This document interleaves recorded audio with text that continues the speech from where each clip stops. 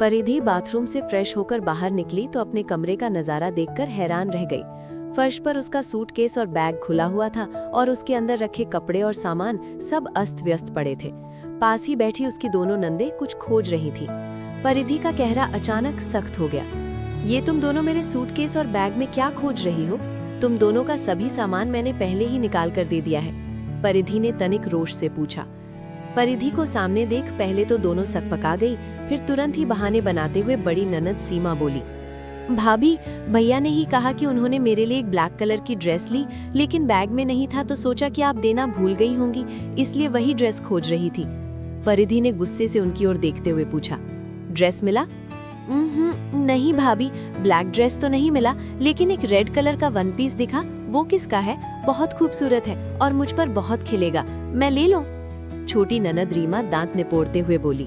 तभी दरवाजे पर खड़ी सासू माँ लाजवंती जी ने मीठे स्वर में कहा, अरे पूछना क्या, मना क्यों करेगी?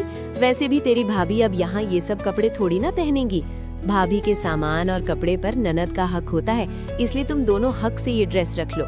और देखते ही देखते बिना परिधि की मर्जी पूछे बगैर वो ड्रेस ननदों को दे दिया गया।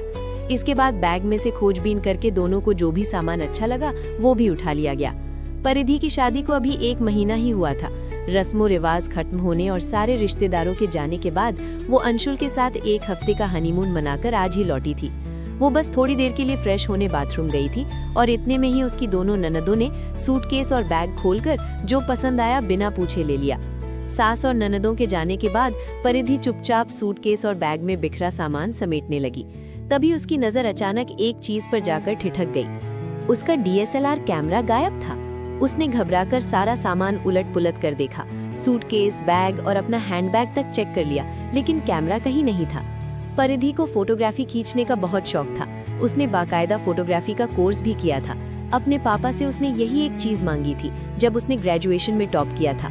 हनीमून पर भी वो कैमरा साथ ले गई थी। उसमें ट्रिप की बहुत खूबसूरत तस्वीरें कैद थीं और कुछ तस्वीरें उसकी और अंशुल की बेहद निजी और अंतरंग पलों की भी थीं, जिनमें उसने वही रेड वन पीस पहना था।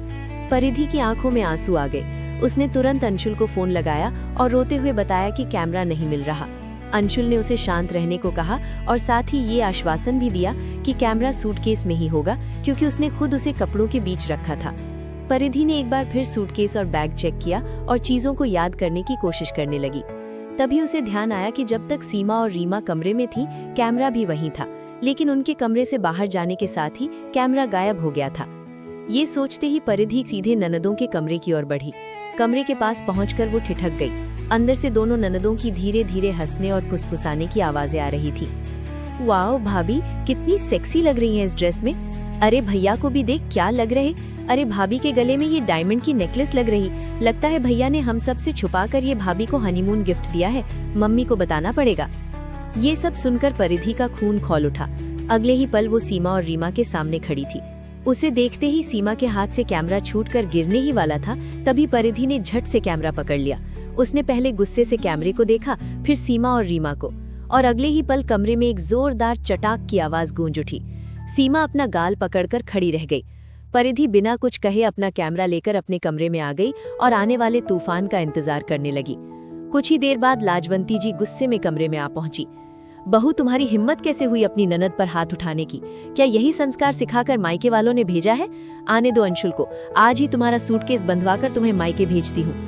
परिधि ने शांत लेकिन दृढ़ आवाज में जवाब दिया। संस्कार की बात तो मम्मी जी आप ना ही करिए तो अच्छा है। बिना पूछे किसी का सामान खोलकर तलाशी लेना किस संस्कार में सिखाया जाता है? बिना सामने वाले की मर्जी पूछे बिना उसका सामान ले लेना किस संस्कार में पढ़ाया जाता है? और किस संस्कार में ये बेहूदगी सिखाई जाती है कि अपने ही भैया भाभी के प्राइवेट पिक्चर पर अनाप शनाप कमेंट करो?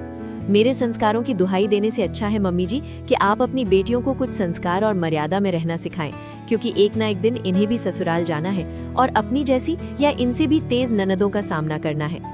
परिधि की बातों को सुनकर लाजवंती जी कुछ पल के लिए चुप रह गई।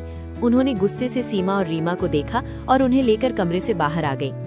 बाहर आते ही सीमा नाराज होकर बोली, मम्मी, आपको यूं भाभी की बात सुनकर नहीं आना चाहिए था। आने दो भैया को, सब बताऊंगी। अचानक ही चटाक की एक और आवाज गूंजी। इस बार थप्पड़ लाजवंती जी ने मारा था। उन्होंने सख्त स्वर में कहा, सही कहा बहू ने, तुम बेटियों के प्यार में अंधी होकर गलत संस्कार दे रही थी। उस पल लाजवंती जी ने मन ही मन फैसला कर लिया, अब इस घर में किसी के साथ भी गलत नहीं होगा।